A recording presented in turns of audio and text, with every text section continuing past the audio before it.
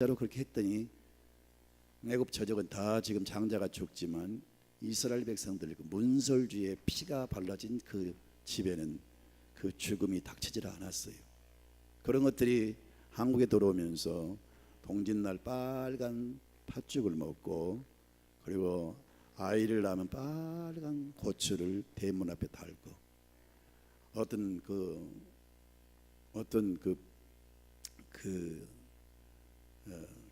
사탄이 어떤 불행한 일이 우리 집안에 미치지 않기를 바라는 그런 마음으로 그렇게 하는 거 아니겠어요? 이게 다 성서에서 나와가지고 변질된 문화죠.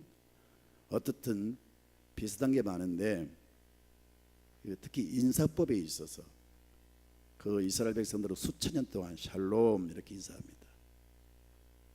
뭐죠? 평안하십니까? 평안하시기를 바랍니다, 이런 뜻이죠. 한국 사람도 만나면 안녕하세요, 평안하세요 이렇게 인사하잖아요. 여러분, 우리나라도 또 이스라엘도 지형적으로 또 군사적 정치적으로 비슷한 그런 역사를 가지고 있어요. 그래서 그런지 다른 나라에 비해서 특히 이 평안을 좋아하고 간구하죠.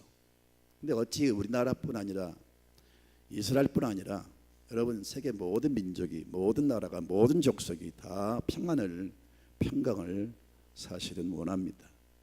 근데 기억하실 것은, 사람이 여러분 그 누구한테 평강을 받는 게 아니, 환경이 좋아지고 무슨 상황이 좋아지고 어떤 유엔이나 세계 어떤 평화 단체가, 조직이, 어떤 지도자가 절대로 우리에게 평안을 줄 수가 없습니다. 평안은 오직 하나님만이 주신 독특한 선물입니다. 그래서 이 땅을 살면서 그 어디서도 진정한 평안은 우리가 찾을 수가 없습니다.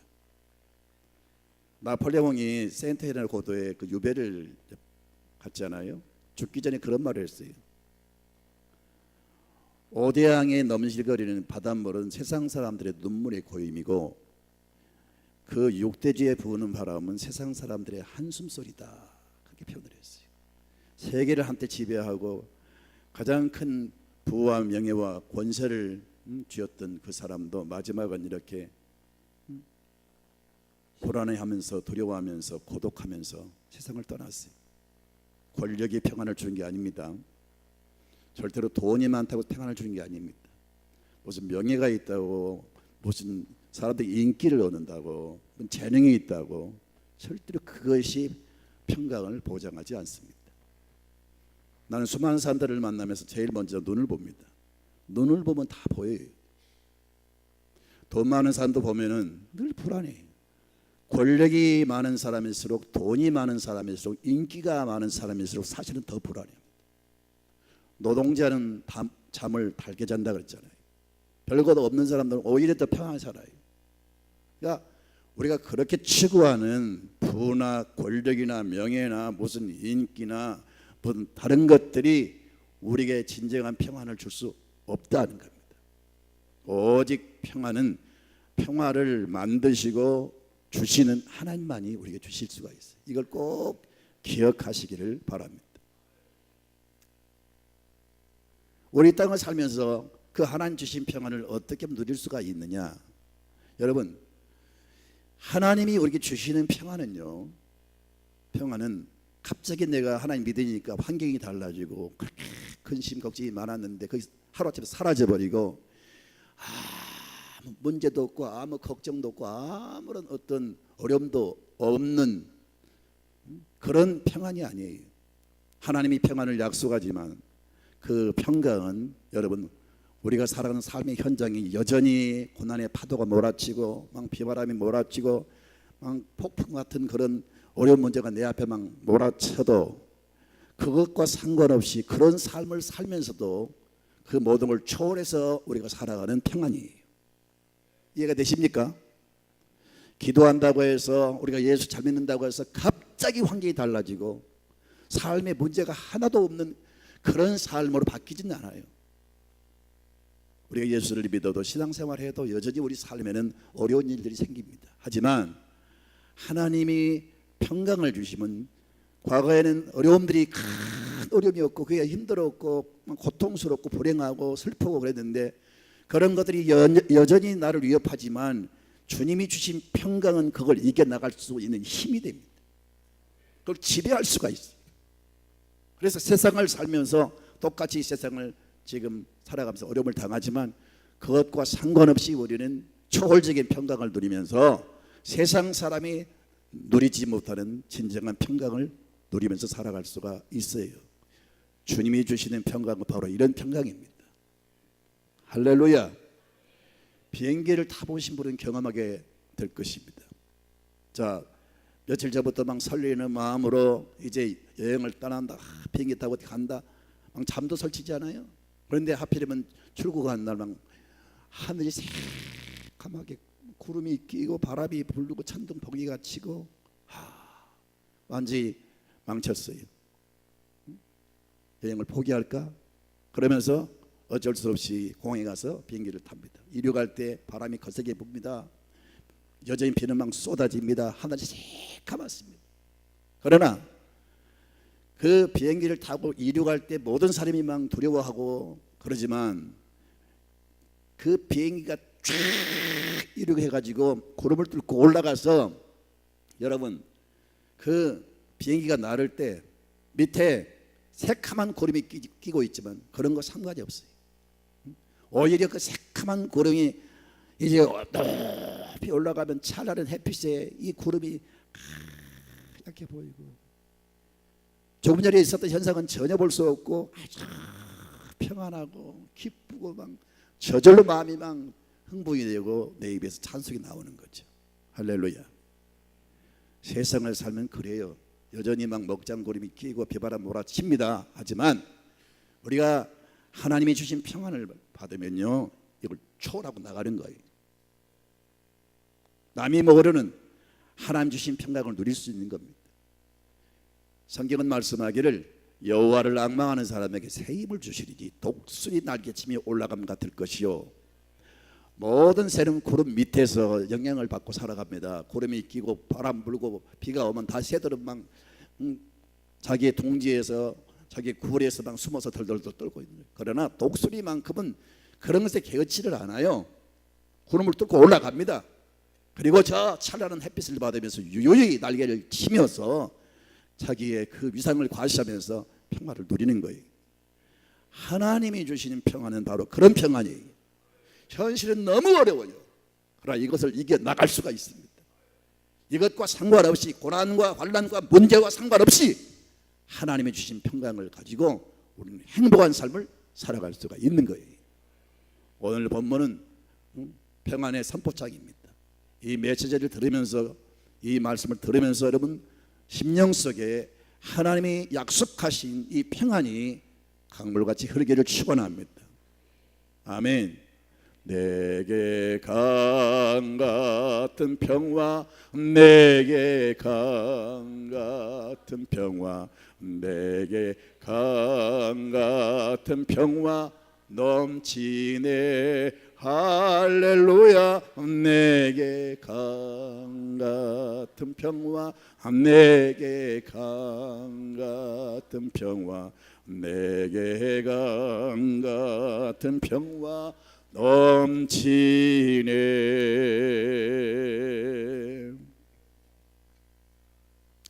어느 학교에서 학생들을 상대해서 이제 그림 그리기 대회를 했습니다. 주제는 평화입니다. 그래서 학생들이 각기 나름대로 자기 머리에 구상하는 그 그림을 그려서 제출했습니다. 어떤 아이는 호수에 백조가 이렇게 헤엄치고 다니는 모습, 찬찬한 바다 위에 돛담배가 떠 있는 모습, 공중에 비둘기가 나는 모습, 푸른 초원에서 양떼들이 풀을 뜯고 있는 모습, 여러 다양한 장르의 이제 그림이 올라왔어요. 근데 우리가 생각할 다 평화스러운 그림이죠. 그런데 정작 이 1등으로 대상으로 선정된 그림은요 높은 절벽이 나타납니다.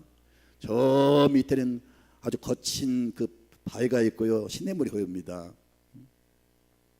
그런데 그 높은 낭떠러지기에 새가 둥지를 들고 새끼를 보호해서 그 새끼를 품고 있는 그 모습을 그렸어요. 그게 대상으로 선정됐어요.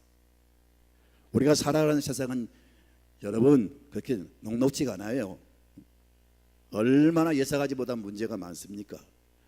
그럼에도 불구하고 주님이 화를 주시고 평강을 주시면 우리는 행복한 삶을 살아갈 수가 있어요. 할렐루야.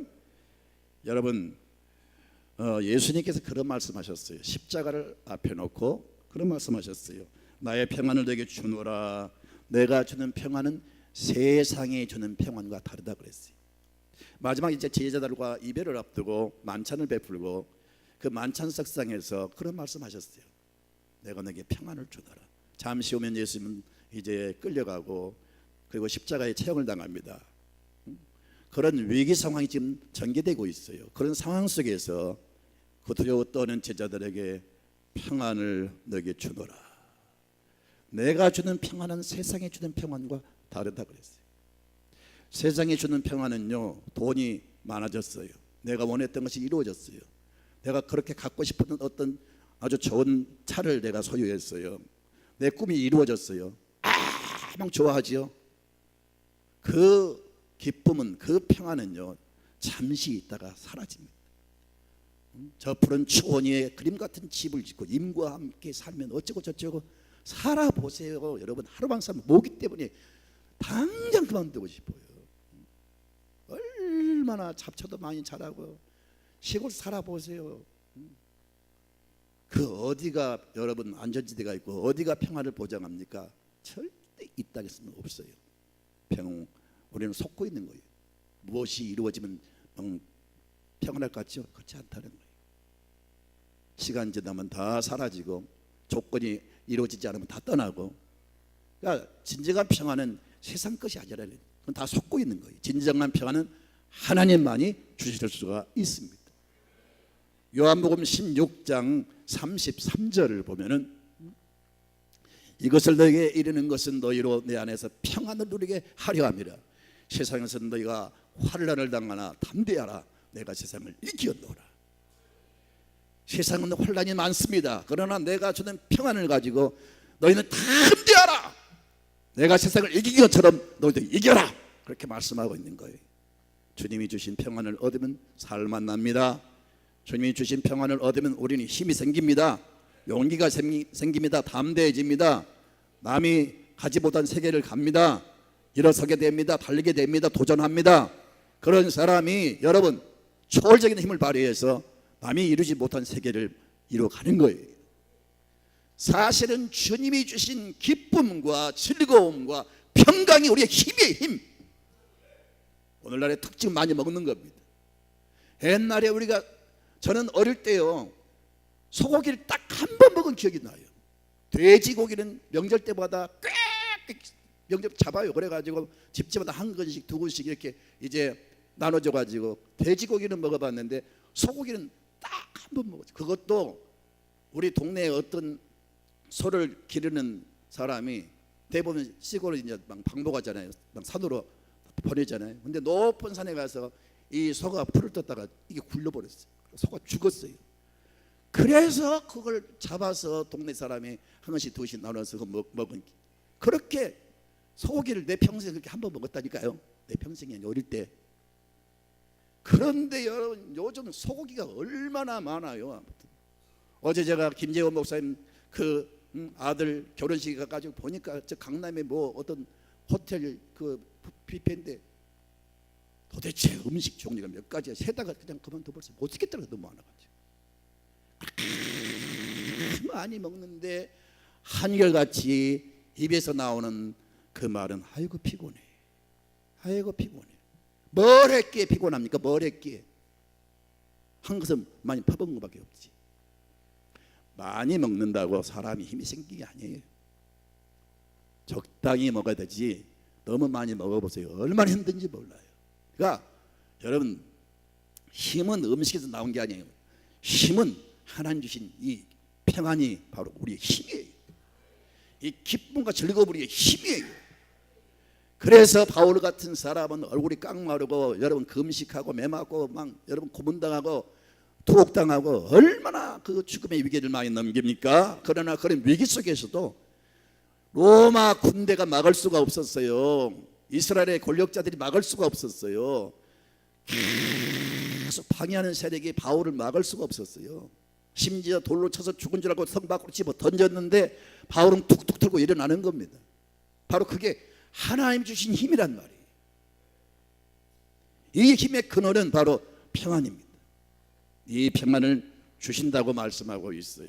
여러분, 이 하나님 주신, 하나님이 약속하신 이 평안을 어떻게 우리가 받을 수가 있고 유지할 수가 있느냐? 첫째는 여러분, 계속 염려를 하지 마십시오. 저도 염려할 때가 있습니다. 여러분도 순간순간 염려가 막 여러분 생깁니다. 그러나 성경이 말씀하신 것은 염려하지 말라 그래서 6절을 볼까요?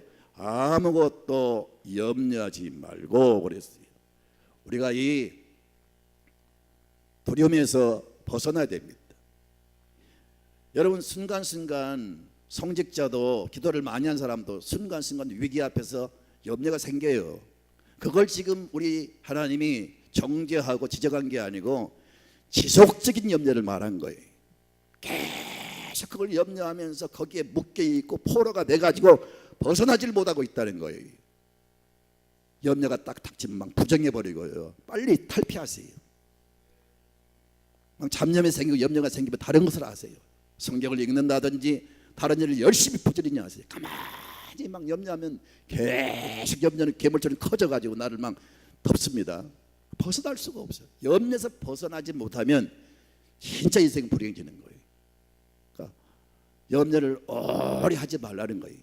아멘입니까? 그 염려에 매이거나 염려의 포로로 잡히지 말라는 겁니다. 두 번째는 하나님의 평강을 얻기 위해서는 지속적인 기도와 간구를 드리십시오.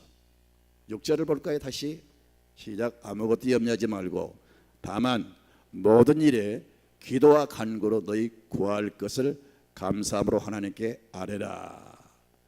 모든 일에 기도와 간구로 그렇게 말씀하고 있어요. 여러분, 기도는 성도의 특권이죠. 저와 여러분에게 기도할 수 있는 이 특권 주신 거 감사하셔야 돼요.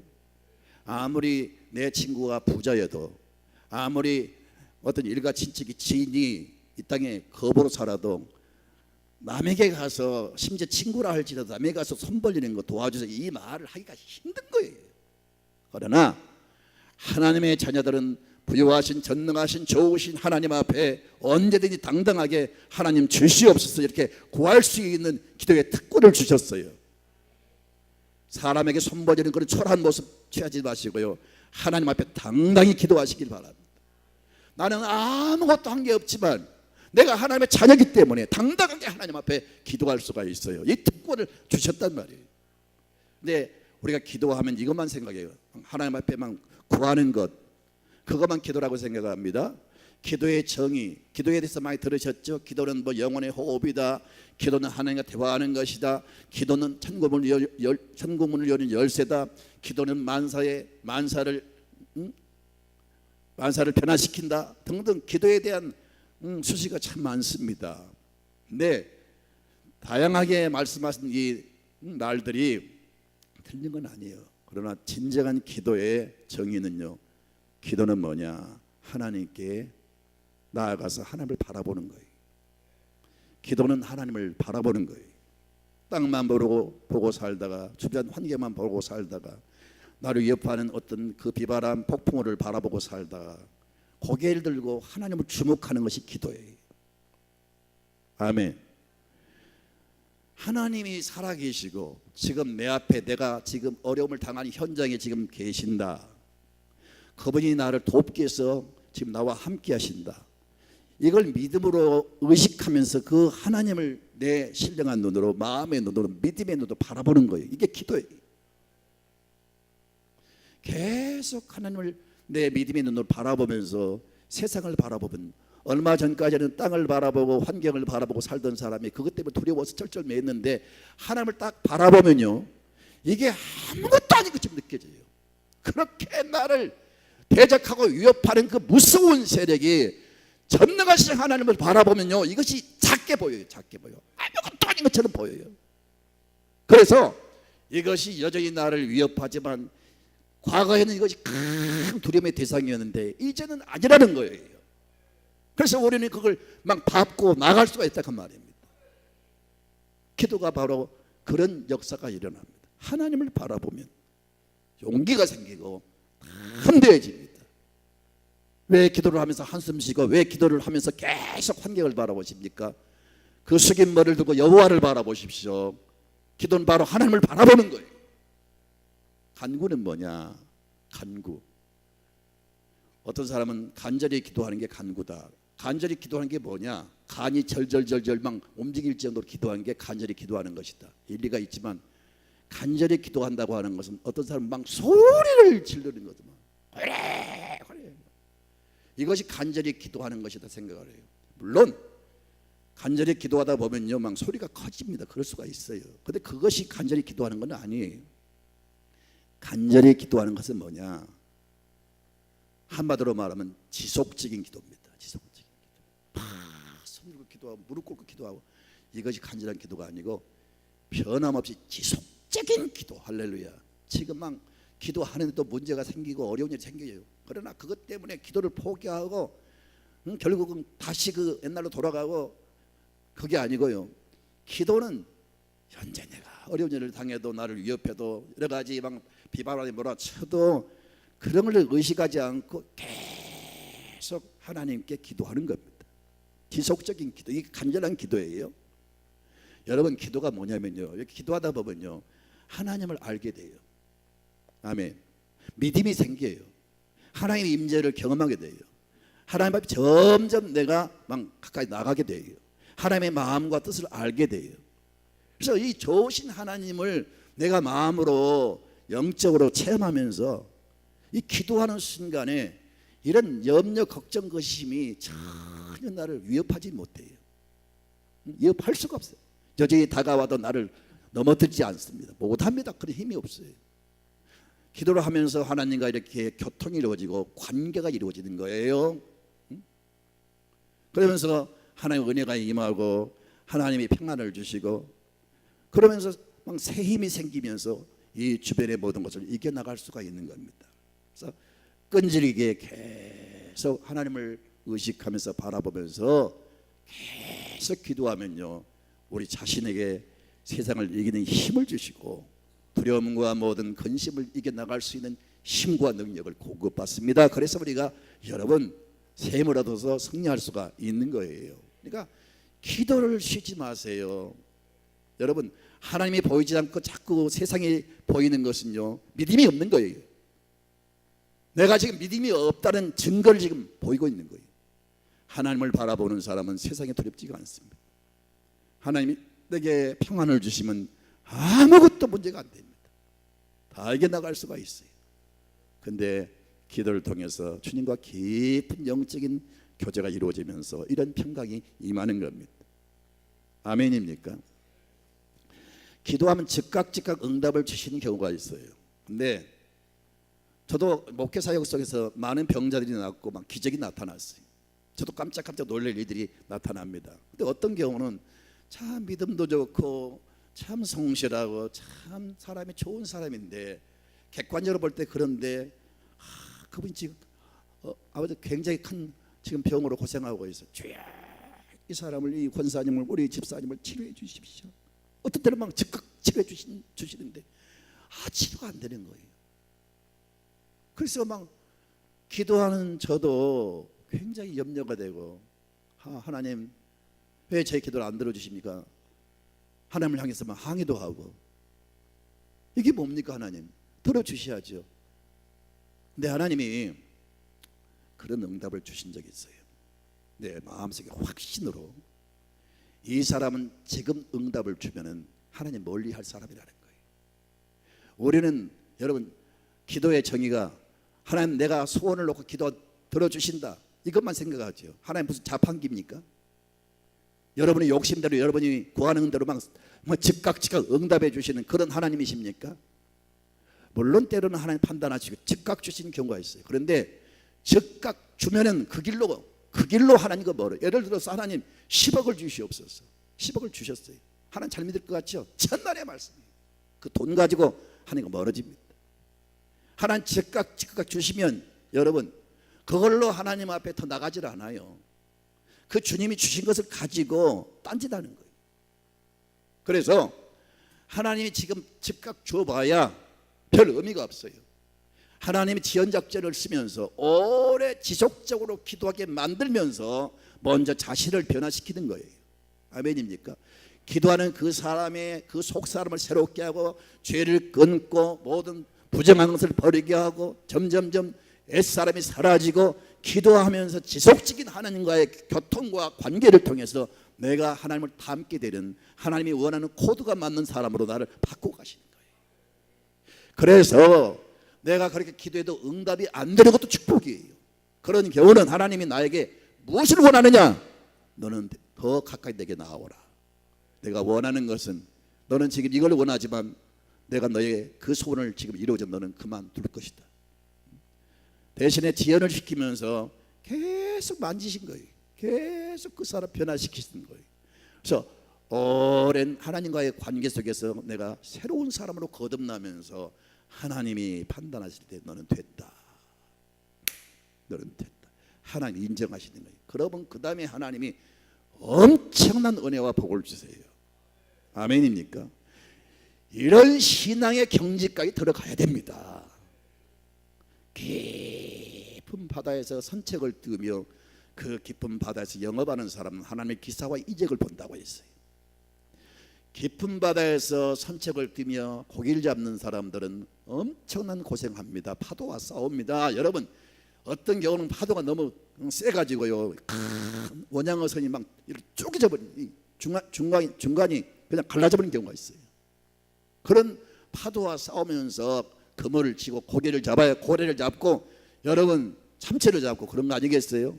파도가 무서워서 그 동네 앞에 철썩거리는 그 파도가 무서워서 돛담배 몰고 여러분 그 앞에 가서 자본들 망둥어 몇 마리 잡겠죠. 멸치 몇 마리 잡겠죠. 큰 고기는 상상할 수가 없어요. 여러분 사랑하는 성도 여러분, 고난이 많을수록 환난이 많을수록 하나님이 나를 더 사랑하실 겁니다. 중요한 것은 나를 위협하는 환난을 바라보지 말고 영원히 변치 않는 하나님을 의식하면서 내 앞에 저기 계신 나와 함께 하신다 그걸 믿음의 눈으로 바라보면서 끊임없이 지속적인 기도를 할 때에 결국은 하나님이 나를 변화시키시면서 변화된 나의 이 그릇 속에 하나님 온갖 좋은 것을 담으시고 나를 큰 존귀한 사람으로 쓰신다는 사실을 여러분 믿으면 아멘 합시다. 아멘입니다. 아멘. 네 번째는 뭘까요? 네 번째는 세 번째는 감사를 드리는 겁니다. 감사. 참 신앙에 있어서 감사가 중요해요. 아무리 많은 것을 소유해도 감사를 모르는 사람은 그게 별 의미가 없어요. 행복하지가 않아요. 그러나 이것이 참 하나님 주신 것이다. 나는 참 부족하고 연약한데 하나님이 이걸 주셨다. 이걸 느끼면서 감사함을 가지면요 비록 작은 것을 가졌다 할지라도 행복한 사람이 될 줄로 믿습니다. 행복의 기준은 내 마음속의 평안 그리고 내가 진짜 감사하는 마음이 있느냐 이게 행복의 기준입니다. 이걸 못 느끼면요 절대로 그 사람은 행복할 수가 없습니다. 근데 왜 감사를 하느냐 참 이게 있어요. 우리나라 문화 가운데 풍속 가운데 세배를 시키잖아요. 우리 옛날에 어릴 때 세배 많이 했잖아요. 세배를 가르치십시오. 자 여러분 이렇게 세배하는 동안에 세배를 하면서 그 아버지 어머니 앞에서 세배를 하면서 마음속에 평소에 느끼지 않았던 아버지가 지금 앞에 계시는데 어머니가 앞에 계시는데 어머니와 아버지를 향한 마음이 새롭게 열려요. 우리 아버지 어머니 고마운 분이다. 내가 이렇게 자라도록 나를 길러주셨다. 이런 마음이 속에서 일어나는 거예요. 그렇죠? 그러면서 아버지를 어머니를 경외하는 마음이 생겨요. 그러면서 그 마음을 가지고 아버지를 바라볼 때 그렇게 고맙고 감사해요. 그러면 그런 어떤 그 아버지를 어머니를 경외하는 마음이 있을 때 마음이 움직이는 거죠. 이 자식 말이야 막 세배를 받으신 어머니 아버지는 있는 것 막 더 주고 싶은 거예요. 우리가 하나님 앞에 감사합니다 이렇게 진정한 마음으로 이렇게 감사를 드리는 것은 일종의 세배예요. 세배. 하나님을 향하여 열린 마음을 가지고 하나님 주신 은혜와 축복을 정말로 인정하면서 이렇게 하나님을 향하여 우리가 감사를 드린다고 하는 것은 정말 하나님을 경외하는 마음이 있는 거예요. 그럴 때 내 마음은 하나님께 정말로 향하는 마음이 열리고 하나님 나의 모습을 바라보면서 참 기뻐하세요. 그럼 하나님이 뭘 아끼시겠어요?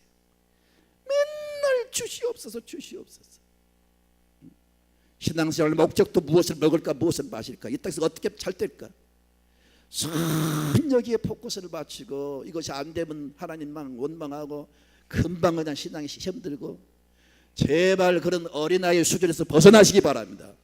이런 성숙한 성도 되어서 여러분 의도적으로 여러분 의지를 가지고 그 시험과 그 어려움에 더 이상 매지 마시고 빨리 염려를 털어버리시고 집중적으로 이제 하나님께 가까이 나가서 하나님을 바라보고 간절한 기도 지속적인 기도를 계속하면서 하나님 주신 은혜를 상기하면서 하나님께 감사하면 우리 자신이 큰 변화가 일어나요.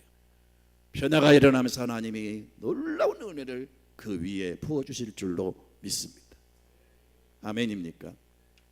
여러분 그 스태포드라고 하는 그 변호사가 있어요. 뉴욕에서 변호사로 일하던 사람이 가족들을 데리고 유럽에 가서 여행하는 것이 소원이었어요. 그래서 그 소원대로 사남매를 데리고 부부 6명이서 이제 뉴욕에서 배를 타고 유럽으로 가는 겁니다. 영국 그 해협에서 그만 큰 배와 충돌을 했어요. 안개가 자꾸가 끼어서 앞을 분갈할 수가 없습니다. 근데 제가 타고 가는 그 배와 다가오는 배가 정면 충돌했습니다. 그래서 이 배가 결국은 파손되고 그때 226명이 죽었습니다. 1873년도 11월 15일에 있었던 사건이에요. 근데 226명 가운데 자기 사남매가 다 죽었어요. 겨우 이 부부만 살았는데 얼마나 충격적이고 얼마나 가슴 아픈 일입니까? 그 슬픔과 그 아픈 마음을 달래면서 겨우 지친 몸으로 이제 미국 돌아왔어요. 수많은 사람이 와서 위로한답시고 힘내세요. 여러 가지 말로 위로합니다. 그때 이 스태포드 이 변호사가 염려하지 마십시오. 저는 두려워하지 않습니다. 염려하지 않습니다. 하나님이 여전히 살아계시고 나를 사랑하시고 자녀를 주신 분도 하나님이시고 그 자녀를 불러가신 분도 하나님이신 줄로 믿습니다. 우리 자녀는 영영이 사라진 게 아니고 이 땅에서 사는 것보다 훨씬 더 좋은 천국에 갔습니다. 앞으로 우리는 그 자녀를 만날 날이 올 것입니다.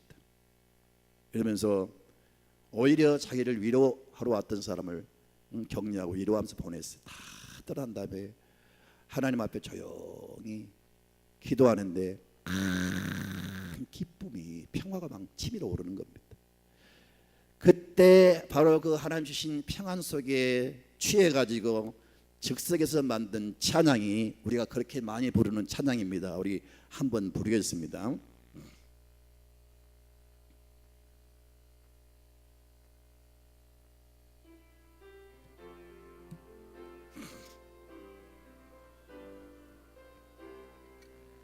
내 평생에 가는 길 순탄하여 늘 잔잔한 강 같은지 큰 풍파로 무섭고 어렵든지 나의 영혼은 늘 편하다. 내 영혼 평안해. 내 영혼 평안해. 이절 넘어기는 우리를 사 삼키려고 입 벌리고 달려와도 주 예수는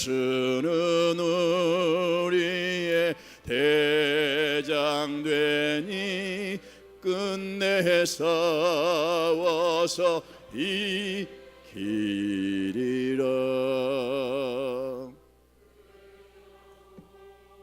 내 영혼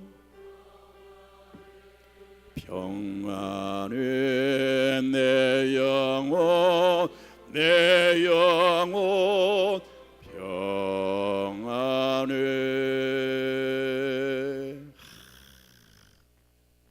찬송이 얼마나 좋아요. 이 찬송이 사단면을 잃어버리고 슬픔에 처했을 때 하나님이 주신 그 평안의 힘으로 이 찬송을 만든 거예요. 감동이잖아요. 사랑하는 성도 여러분, 이렇게 우리가 기도를 통해서 끈질긴 지속적인 간구를 통해서 하나님과 밀접한 관계가 유지되면서 그런 관계 속에서 내가 하나님을 닮는 사람으로 하나님이 원하는 사람으로 변화가 될 때 이제 하나님이 평안을 주시는데 놀라운 평안을 주십니다. 다 같이 7절을 볼까요? 7절을. 자, 시작. 그리하면 모든 지각에 뛰어난 하나님의 평강이 그리스도 예수 안에서 너희 마음과 생각을 지키시리라. 모든 지각에 뛰어난 하나님의 평강은 무엇이냐? 내가 지식으로 설명할 수 없는, 내가 이해할 수 없는, 내가 도저히 상상하지 못했던 그 어떤 이론으로 설명할 수 없는, 세상에서 그 어떤 것으로 비교하거나 설명할 수 없는, 도저히 내 머리 이해할 수 없는 하늘의 평강이 되게 임한다는 거예요. 여전히 나는 어려워요. 그런데 내가 이 어렵게 살아가는데 왜 그렇게 좋은지, 왜 그렇게 평안한지 모르겠어요. 이건 설명이 안 되는 거예요. 이해할 수 없는, 설명할 수 없는 이 평안을 하나님이 주시는데, 이 평강을 주시면 너희 마음과 생각을 지키시리라. 내 마음을 그동안 너무 두려움과 근심과 걱정이 사로잡고 있었어요. 그런데 하나님의 평강이 임하면 이건 다 쫓아내버리고 내 마음을 평안하게 지켜주실 줄로 믿습니다. 이게 주님이 약속한 평안이에요. 하나님은 거짓말하지 않습니다. 진짜 평안을 주십니다. 그래서 이런 평안을 얻은 사람은 막 죽음을 불사하고 선교지로 뛰어들어가고, 이런 평안을 체험한 사람은 수가성 여인이 이 평안을 체험하고, 여러분 그 장녀의 신분이지만 세상 사람들 두려워서 사람들을 기피하고 늘 혼자서 문 닫고 늘 자살을 기도하면서 살았던 불행한 여인이 이 주님이 주신 평안을 딱 얻으니까 물동이를 집어 던지고 나가서 외쳤던 그 기쁨을 아십니까? 당장 예수님이 평안을 주셨다고 환경이 달라졌습니까? 삶의 현장에 아무것도 달라진 게 없어요. 놀라운 것은 마음의 평안입니다. 이 평안이 임하니까 사람들을 기피하고 저주하고 사람들을 상대하고 싶지가 않고, 사람들이 그렇게 싫었는데 이제는 막 나가서 외치는 이 모습을 보세요. 이게 하나님 주신 평안이에요. 서두에 말씀드린 대로 이 평안은 우리 삶의 원동력입니다. 이 평안 내게 임하면 강한 힘이 생깁니다. 담대해집니다. 세상이 무섭지가 않습니다. 도전 의식이 생깁니다. 여러분, 이런 사람의 세계를 정복하는 거예요. 평안이 힘이에요. 따라합시다. 하나님의 평강이 내 힘이다. 원동력은 하나님 주신 평안이에요. 그런 책이 있어요. 여호수아 리프튼이라는 사람이 쓴 책인데 마음의 평안한 책이에요. 이 사람이 쓴 책을 보면요, 주인공 청년이 어떤 지혜로운 할아버지 노인에게 찾아가서, 할아버지 저는 소원이 있어 왔습니다. 너의 소원이 무엇이냐? 첫째는 재물이고, 둘째는 나의 미모가 아름다워지는 것이고, 권력이고, 그리고 지식이고, 6가지인가를 제시를 했어. 나는 이것이 내 소원입니다. 그때 그 노인이, 지혜로운 노인이 그 청년을 바라보면서, 자네가 이 모든 6가지를 다 얻어도 마음에 평안이 없으면 아무것도 아닐 걸세. 이게 책에 나온 내용이에요. 다 소유했어도 마음에 평안이 없으면 아무것도 아니다. 그러니까 가장 중요한 것은, 가장 값진 것은 마음의 평안이에요. 죄송하지만 이 평안은 세상에서는 구할 수가 없습니다. 하나님만이 주시는 독특한 모든 걸 초월하는 여러분, 이 하늘에 주신 평안, 이 평안이 바로 주님 앞에 깊이 나가서 기도하고 하나님을 닮아가는 사람이 점점 되어갈 때 주님 내 마음의 그릇에 담아주셨어. 이 평강으로 행복한 삶을 살게 하시고 이 평강으로 승리하는 삶을 살게 하실 줄로 믿습니다. 우리 옆 사람 인사합시다. 평안하십시오. 평안하세요. 평안하세요. 모두 주님이 주신 평강으로 행복한 삶을 살아가시기 바랍니다.